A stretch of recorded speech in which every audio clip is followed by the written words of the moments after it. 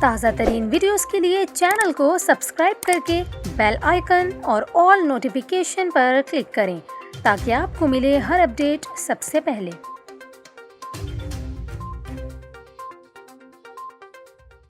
اور ابھی آپ کو خبر دیں کراچی کے حوالے سے، کراچی میں وقفے سے بارش کا سلسلہ جاری ہے، جس کے باعث کئی علاقوں میں پانی جمع ہو گیا ہے۔ اب تک سب سے زیادہ بارش سعدی ٹاؤن میں 45 ملی میٹر ریکارڈ کی گئی ہے، جبکہ یونیورسٹی روڈ پر 33 ملی میٹر تک بارش ریکارڈ کی جا چکی ہے۔ آپ کو بتائیں کہ بحیرہ عرب میں ہوا کا کم دباؤ مسلسل موجود ہے، جس کے باعث گہرے بادل کراچی کا رخ کر رہے ہیں، اور محکمہ موسمیات نے مزید بارش کا بھی خدشہ ظاہر کیا ہے۔